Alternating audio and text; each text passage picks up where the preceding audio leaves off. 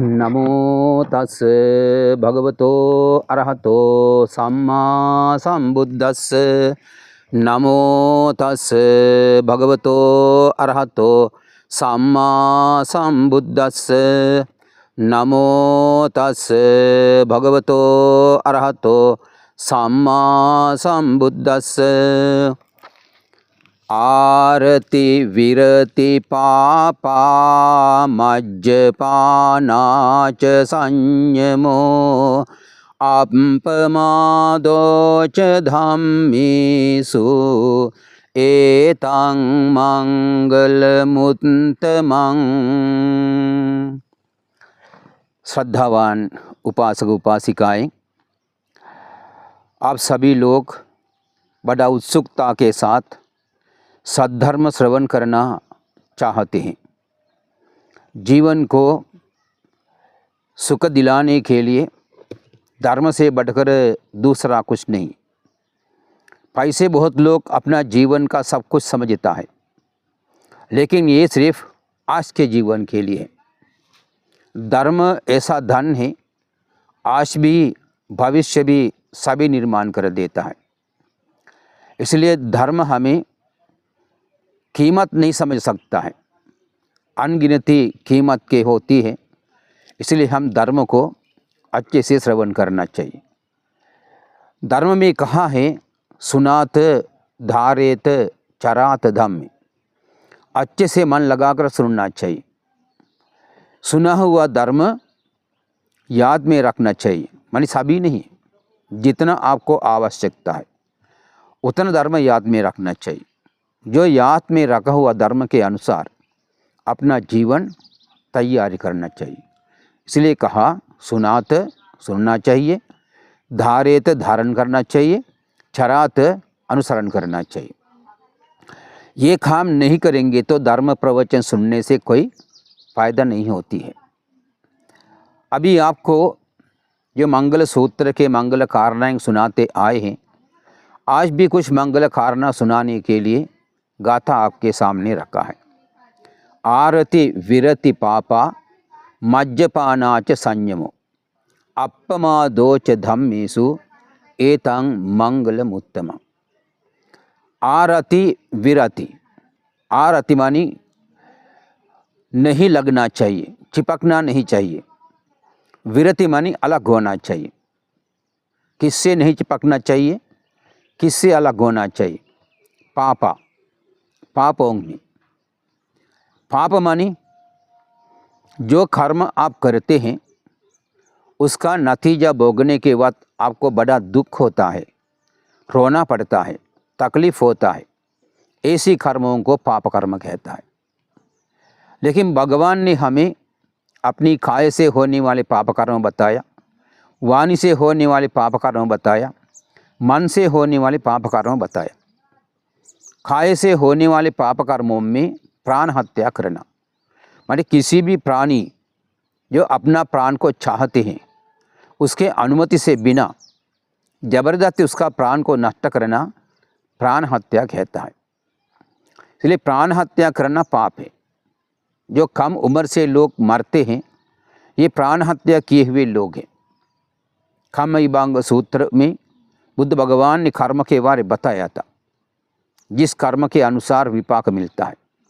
इसलिए जो लोग सांसारिक जीवनों में प्राण हत्या किए हैं उन लोग कभी भी कहीं भी जन्म लेता है उसका जीवन ज़्यादा समय नहीं चलता है, कम उम्र से ही ख़त्म हो जाता है। इसलिए हमें अपनी जीवन बचाना हो तो उसके योग्य कर्म करना चाहिए। और चोरी करना, कई लोग मेहनत से कई अपेक्षाओं को सामने रखते हुए कमा लेता है। एक दिन हम ट्रेन में आ रहे थे, एक व्यक्ति एक लोहे का खोखा जंजीर से बांध के लेकर आया। उन्हें इसी खोखा सीट के नीचे रख दिया, सो गया रात को। एक व्यक्ति रात में आया, उन्हीं से पूछा मेरा सीट कंफर्म नहीं है, ये नीचे में सो सकता हूँ? उसी व्यक्ति ने कहा ठीक है सो जाओ। वो सो गया। सुबह उठने के बाद उसी आदमी ने इसको बोला मेरा स्टेशन आ गया है, मैं चल रहा हूँ। उन्हें बोला ठीक है। जब इन्हें चल तो दिया, बाद में किसी आदमी ने उठने के बाद देखा अपनी खोका वैसे के वैसे हैं, लेकिन थोड़ा खींच के देखा तो हल्का लग रहा था। फिर निकाल के देखा बंधा हुआ वैसे के वैसे, कोई तोला किया कुछ नहीं है, लेकिन अंदर का कोई सामान नहीं। बहुत रोने लगा, बोला मैं बड़ा मेहनत करके अपनी बहन के शादी के लिए जेवरात लेकर जा रहे थे, अब ये जेवरात बहन को नहीं मिला, उनके शादी कैसा करेंगे। बहुत रोने लगा, बहुत दुख हो गया। अभी इसी प्रकार चोरी करने वाला किसी के वस्तु बड़े मज़े से चोरी करता है, लेकिन उसके पीछे जिनका वस्तु है उनके ऊपर क्या क्या जिम्मेदारी है, उनके पीछे कितना लोग मर सकते हैं, ये नहीं समझता है। हत्या करने में भी इसी प्रकार है। कई लोग सुपारी लेकर किसी का हत्या करते हैं, उनको सुपारी का ही काम है, पैसे मिल गया, लेकिन वो सोचता नहीं जिसको हम हत्या करने वाले वो व्यक्ति समाज के लिए कितना योगदान देने वाले हैं, उन्हीं के पीछे उनके वजह से कितना लोग जीते हैं, उन्हीं लोगों क्या होगा, ये कुछ नहीं समझता है। वो उनको पैसे मिल गया, अच्छे व्यक्ति को भी ख़त्म कर देता है। इसलिए प्राण हत्या करना, चोरी करना कुछ अच्छी समाज के लिए उचित नहीं, ये भगवान ने कहा है। हम लोग भी अपने दिमाग से सोच के देखेंगे तो ये दोनों काम अच्छा नहीं है। इसी से तमाम लोग परेशान में पड़ जाता है, तमाम लोग रोने लगता है, भूखे लग जाता है, दुख होता है, अस्त व्यस्त जीवन बन जाता है। और तीसरा व्यभिचार है।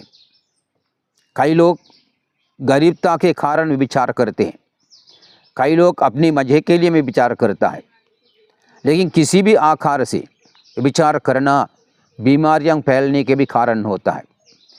इसलिए व्यभिचार करने वालों के नाम भी अच्छे नहीं रहता है, इसलिए उसी के प्रति लोग अलग नज़र से ही देख देता है। ये व्यभिचार करने वालों को संसार में बड़ा दुख उत्पन्न होता है, उसी का नतीजा भोगना पड़ता है। इसलिए भगवान ने कहा व्यभिचार नहीं करना चाहिए। दुख विपाक उसमें बहुत होता है। ये तीनों शारीरिक रूप से होने वाले अकुशल कर्म हैं।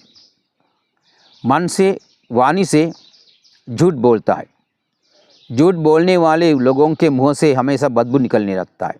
वो जहाँ भी जन्म लेता है उसका मुंह बराबर नहीं रहता है, दांतें भी बराबर नहीं दिखता है, और बात करने के बाद बदबू निकलने लगता है, क्योंकि कर्म का विपाक है।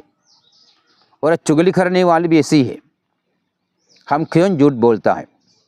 दूसरों को धोखा देने के लिए। यदि खुद ही पहले वो धोखा नहीं खाया, दूसरों को धोखा नहीं दे सकते, इसलिए पहले खुद धोखा खाते हैं, इसके बाद दूसरों को धोखा दिलाते हैं। हम सच्चाई सामने होते हुए झूठ क्यों बोलना चाहिए? झूठ किसी को पसंद नहीं है। अभी झूठ बोलने वाला भी किसी ने दूसरा झूठ बोला, वो को पसंद नहीं आता है, फिर खुद ही समझना चाहिए। दूसरा मेरे साथ झूठ बोलता मुझे अच्छा नहीं लगता है, तो मैं दूसरों के साथ झूठ बोलना उनको कैसा अच्छा लगेगा। इसलिए हम झूठ नहीं बोलना चाहिए। भगवान हम अनुकरण करते हैं, भगवान ने सत्य का ही ज्ञान पाया है, हम लोगों के सत्य के अनुसार चलने के लिए उपदेश दिया है, हमें भी सत्य का ही ज्ञान पाने के लिए बताया है। इसलिए हम सत्य का उपयोग करना है, सत्य के अनुसार चलना है, तो झूठ हम क्यों एकत्र करना है? झूठ को त्यागना चाहिए, झूठ में सच्चाई नहीं है। चुगली करना भी उसी प्रकार, हम दूसरों के अच्छे में रहने वाले लोगों को अलग करने के लिए झूठा चुगली कर देता है। चुगली में कभी कभी सच्चाई भी होती है, ज़्यादातर झूठा ही होता है। अभी किसी के अच्छे से रहना मन को पसंद नहीं आता, ईर्ष्या उत्पन्न होता है, उसी के कारण उन लोगों को अलग करने के लिए चुगली कहता है।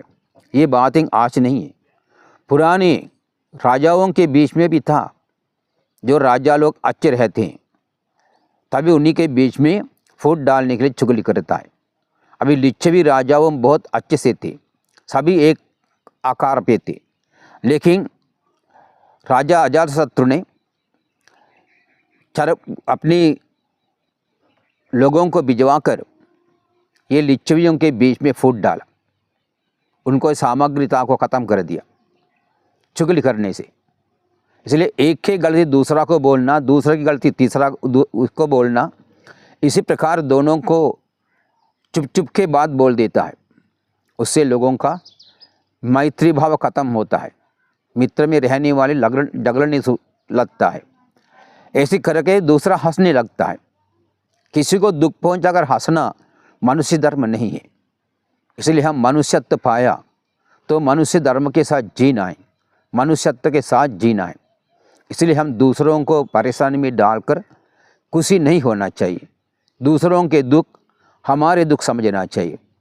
दूसरों को जितना भी दुखों से मुक्ति पाने के लिए सहायता कर सके, हम उतना ही करने के लिए प्रयत्न करना चाहिए। इसलिए चुगली करके दूसरों के सामग्रिता को नहीं खत्म करने देना चाहिए। और कठोर शब्द, प्रिय शब्द हमको सबको अच्छे लगता है, कठोर शब्द अच्छे नहीं लगता है। लेकिन कभी कभी समाज में ऐसा भी है, काम करवाना है तो कठोर शब्द का भी उपयोग करना पड़ता है। प्रिय रूप से बोलने से कई लोग आजकल मानते नहीं हैं, लेकिन कठोर रूप से बोला तो माना जाता है। लेकिन कठोर शब्द बुद्ध भगवान ने अच्छा नहीं कहा। जो कठोर शब्द मानने वाले जब काम में तो जाता है, लेकिन बोलने वाला के ऊपर डांटते रहता है। इसलिए क्योंकि उनको पसंद नहीं है, लेकिन उनको मैत्री से बोला तो भी मानता नहीं। इस भाव आज के समाज में हमें देखने को मिलता है। पुराने ऐसे नहीं था, पुराना एक परंपरा सा, बड़े लोगों को मानने का परंपरा था। लेकिन आज बड़े लोगों को मानने का परंपरा बहुत कम हो चुका है। इसलिए बड़े लोगों ने जो कुछ कह दिया तो बाकी लोग कर लेता है। आज ऐसा नहीं है, बड़े लोग कहने के बावजूद भी करने को तैयारी नहीं है। इसलिए कठोर शब्दों का इस्तेमाल करना पड़ता है। लेकिन भगवान ने कहा कठोर शब्द उत्पन्न करने के लिए मन के अंदर क्या होना चाहिए? मैत्री भाव से कठोर शब्द नहीं निकलता है, मन के अंदर द्वेष उत्पन्न होना चाहिए। इसलिए अपने अंदर द्वेष निर्माण हुआ तो उसका फल भी खुद को ही भोगना पड़ता है। इसलिए खुद ही द्वेष उत्पन्न करके उसमें नतीजा भोगेंगे, ये अच्छी नहीं है। इसलिए दूसरों को कठोर शब्द इस्तेमाल करने के लिए खुद के अंदर द्वेष जगाना पड़ता है। इसलिए खुद अपनी मैत्री भाव से रहेंगे तो अपने को ही उसी का लाभ होते हैं। और बकवास करना, बकवास मानी एकत्र होने के बाद हम इधर उधर के बात करते रहता है, उसमें किसी का कोई सफलता नहीं होता है। ये लोग के लिए नहीं है, परलोक के लिए भी नहीं है, अर्थ शून्य शब्द है। फिर उसी से किसी के दिल में क्रोध उत्पन्न होता है, किसी के दिल में लालच उत्पन्न होता है, कोई मोह में पड़ जाता है। इसी प्रकार शब्दों को अर्थ शून्य शब्द नहीं तो फालतू बकवास कहता है। एकत्र होने के बाद ऐसी बातें नहीं करना चाहिए। हम अच्छे धर्म के अनुसार बातचीत करना चाहिए, मैत्री के रूप से बातचीत करना चाहिए, सच्चाई के अनुसार बात करना चाहिए। और ऐसा बात करने के लिए कुछ अपने पास विषय नहीं है तो ध्यानानुरूप रहना चाहिए, मन को ध्यान में लगाकर समय बिताना चाहिए। और अधिक क्रोध, कृतज्ञ व्यक्ति के पास क्रोध होता ही है, लेकिन छोटी छोटी बातों को लेकर कई लोग बहुत सारे क्रोध उत्पन्न कर देता है। सोचता नहीं है ये क्रोध के वजह से क्या नतीजा हो सकता है। क्रोध खुद को भी खा लेता है, दूसरों को भी परेशान कर देता है। इसलिए हम क्रोध उत्पन्न हो गया तो तुरंत उसे समझना चाहिए मेरे अंदर क्रोध या द्वेष निर्माण हुआ है। इसी के वजह से हम किसी को पिटा सकता है, डांट सकता है, हमको भी वो पीट सकता है, डांट सकते हैं। फिर हाथ पैर मारने लगा तो टूट भी सकता है, मर भी सकता है। ऐसी अवस्था में खुद ही स्वयं अपने आप को संभाल सके, ये बड़ा अच्छे है। इसलिए द्वेष को हम त्याग करना चाहिए, क्रोधित नहीं होना चाहिए। क्रोध उत्पन्न हो गया तो उसी के हानि दूसरों को नहीं, खुद को समझकर उसे त्याग करने के लिए प्रयत्न करना है। और लोभ, उसको मसरूता कहता है। अपने पास संपत्ति रहता है, ये संपत्ति रहते हुए भी माँ बाप का सत्कार नहीं करता है, मांगने आने वाले गरीबों को भी सत्कार सम्मान नहीं करता है, देता नहीं है, और खुद ही बराबर खाते नहीं है। इसलिए घास पर पड़ा हुआ कुत्ता घास खाते भी नहीं, घास खाने वाले गाय को खाने देते भी नहीं। इसी प्रकार क्रोधी लोभी व्यक्ति के पास पड़ा हुआ धन होता है, खुद ही भी इस्तेमाल नहीं करता, दूसरों को भी इस्तेमाल करने नहीं देता है। लेकिन हम समझना चाहिए, जब हम जगत में उत्पन्न हुआ उसी वक्त हमारे पास कुछ भी नहीं था। जब हम यहीं से चले जाएंगे तब भी कुछ नहीं ले जाएगा। फिर ये एकत्र करके हम उसको देख देख कर क्यों खुशी होता है, उसे खर्च करना, उससे पार में पूरा करना, लोभित होकर नहीं रहना। लोभ हमेशा खुद के मन को अशांत बना देता है, शांत में रहने के लिए नहीं देता है। संपत्ति घर पे रख कर बाहर गया तो हमेशा उसी के प्रति ही ध्यान आता है। सो गया तो भी स्वप्न में दिखता है चोर आ गया संपत्ति लेकर जा रहा है, नींद भी बराबर नहीं होता है, आखिर में एक बीमारी उत्पन्न हो जाता है। इसलिए हम लोभ को भी त्याग कर देना चाहिए। और मिथ्या संकल्प, मिथ्या विश्वास नहीं रखना चाहिए। मिथ्या मानी जिसमें सच्चाई नहीं है वो मिथ्या है। सच्चाई क्या है? सच्चाई तो दुनिया में सूरज उठता है वो सच्चाई है। इसी प्रकार संसार में दुख है वही सच्चाई है। किसी को कह नहीं सकते दुख नहीं है, दुख नहीं है कहना मिथ्या है। और कर्म है, कर्म है कहना सत्य है, कर्म नहीं कहना मिथ्या है। कर्म है तो विपाक भी होता है, विपाक है कहना सत्य है, विपाक नहीं कहना मिथ्या है। और दुगति है, दुगति है कहना सत्य है, दुगति नहीं कहना मिथ्या है। सुगति है कहना सत्य, सुगति नहीं है कहना मिथ्या है। इसी प्रकार हेतुफल धर्म है कहना सत्य है, हेतुफल धर्म नहीं कहना असत्य है। इसलिए हम सत्य का अनुसरण करना चाहिए और मिथ्या संकल्पों को नहीं रखना चाहिए। हमें ये जीवन से मुक्ति पाने के लिए जिस रास्ते पर चलना चाहिए उस रास्ते से मुक्ति मिल सके। हम जिस रास्ते में चलकर मुक्ति नहीं पा सके उसी रास्ते में जाने से कोई फ़ायदा नहीं है। जिस रास्ते में मुक्ति नहीं है उसी रास्ते में चलना मिथ्या संकल्प होता है, मिथ्या गोचर होता है। इसलिए हम तमाम बाबाओं को, तमाम भगवानों को हम मानते हैं, लेकिन हम देखना चाहिए उसी से कौन सी भगवान सच्चाई पर ध्यान किया है, सच्चाई हमें बताया है, सच्चाई के अनुसार चलकर कौन सी भगवान के जीवन काल में कई लोग संसार से मुक्ति पाए। इसलिए भगवान तो बहुत थे लेकिन उसी के अनुसार मुक्ति पाया हुआ कोई नहीं है। लेकिन जिस भगवान के पास चलकर ज़्यादातर लोग मुक्ति पाया है वही सच्चाई धर्म होता है। इसलिए हम उसी सच्चाई के अनुसार चलना, मिथ्याओं को छोड़ देना चाहिए। ये भगवान ने कहा आरति विरति पापा, पापों से संलग्न नहीं होना, उसी को त्याग कर देना। मद्यपानाच संयमो, मद्यपान मानी शराब। आज के शराब पुराने तो सिर्फ पीने का था, आज इंजेक्शन भी है, गोली भी है, अनेक अनेक प्रकार के बना हुआ है। लेकिन जिसी से मन को बिगड़ जाता है, प्रकृति को बिगड़ा देता है, उसी को हम मोदक द्रव्य कहता है। ये मोदक द्रव्य इस्तेमाल करने से विरत रहना है। आज स्कूलों के पास मोदक द्रव्य बेचने वाली दुकान मिलता है, स्कूल के बच्चों के बीच में ये नवीन नवीन मोदक द्रव्यों को बांटते जाता है। इसलिए तमाम लोग ये इस्तेमाल करके बहुत अपने अपने जीवन खराब कर दिया है। और ये मोदक द्रव्य इस्तेमाल करने के बाद प्रकृति अलग हो जाता है, प्रकृति में नहीं रह जाता है। इसलिए प्रकृति बिगड़ गया, उन्हीं के मन एक पागल सा का है। इसलिए कई लोगों को ये द्रव्य इस्तेमाल करने के बाद खून देखने के लत लग जाता है, जैसे खून देखने के लिए किसी को काट लेता है। फिर ऐसा बहुत खतरनाक चीज़ होता है। इसलिए उसी से हमें संयम रहना चाहिए। भगवान ने थोड़ा सा भी लेने के लिए नहीं कहा, संयम रहना मानी उससे दूर रहना है, मोदक द्रव्यों को इस्तेमाल नहीं करना है। उसी से बहुत घर घर में लोग शराब पीकर घर पे लड़ाई करता है, अपनी कमाया हुआ सब पीने में गवा देता है। बच्चों के स्कूल जाने के लिए कपड़े नहीं है, जूते नहीं है, किताब नहीं है, बैग नहीं है, अपनी पत्नी को पहनने के लिए कपड़े नहीं है, फिर भी आदमी शराब पीता है। लेकिन शराब पीने वाले महिला भी रहते हैं, ऐसा आदमी ही नहीं है, महिला लोग भी आजकल है शराब पीने वाले, बहुत शराब पिया महिला को मैं देखा है। इसलिए महिला लोग भी उसी प्रकार शराब पीकर अपने जीवन खराब कर देता है, आदमी लोग भी खता करता है। भगवान ने कहा शराब पीने वाले व्यक्ति अपने जीवन धड़ से निकाल के फेंक देता है, क्योंकि उसी के पास कुछ रहता नहीं, रहने के लिए बराबर घर नहीं है, खाने पीने के लिए कुछ नहीं है, हमेशा गरीब रहता है।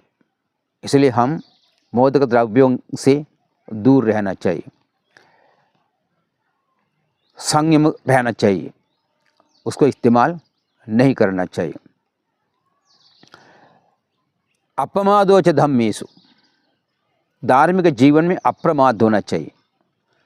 प्रमाद मानी देर होना है, अप्रमाद मानी देर नहीं होना है।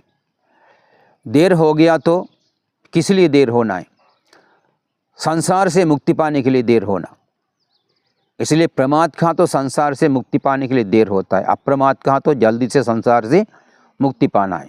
इसलिए धर्म हम उपयोग किया तो संसार से जल्दी बाहर निकल सकता है, लेकिन धर्म का इस्तेमाल नहीं किया जल्दी से संसार से मुक्ति नहीं पा सकता है।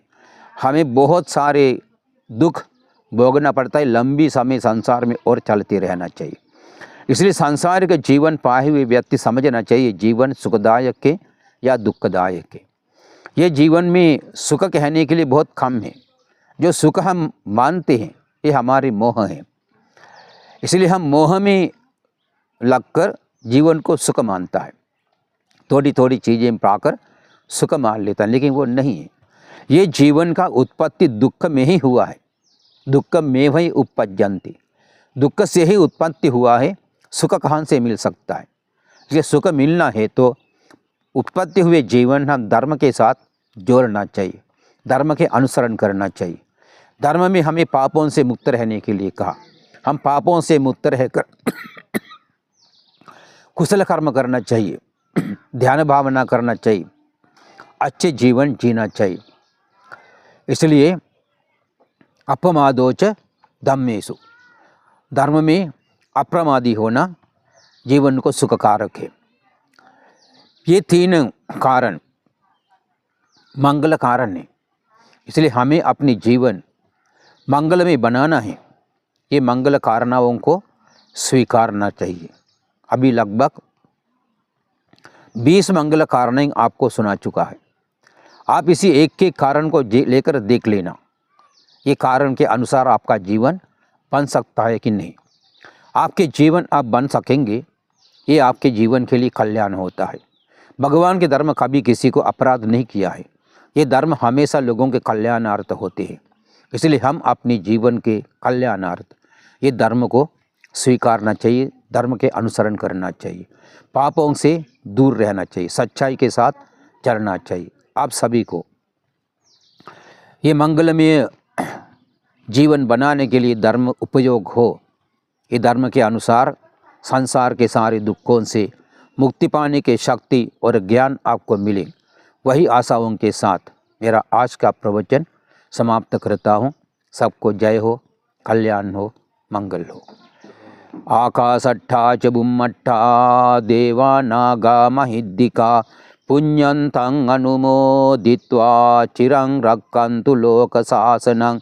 आकाशट्ठा च बुम्मट्ठा देवा नागा महिद्दिका पुण्यन्तं अनुमोदित्वा चिरं रक्षन्तु देशनं। आकाशट्ठा च बुम्मट्ठा देवा नागा महिद्दिका पुण्यन्तं अनुमोदित्वा चिरं रक्षन्तु त्वं सदा। सब्बीतियो विवज्जन्तु सब्बरोगो विनश्यतु मा ते भवत्वन्तरायो सुखी दीर्घायुको भव। भवतु सब्बमङ्गलं रक्षन्तु सब्बदेवता सब्बबुद्धानुभावेन सदा सोत्ति भवन्तु ते। भवतु सब्बमङ्गलं रक्षन्तु सब्बदेवता सब्बधम्मानुभावेन सदा सोत्ति भवन्तु ते। भवतु सब्बमङ्गलं रक्षन्तु सब्बदेवता सब्बसङ्घानुभावेन सदा सोत्ति भवन्तु ते। सबको त्रिरत्न की आशीर्वाद हो।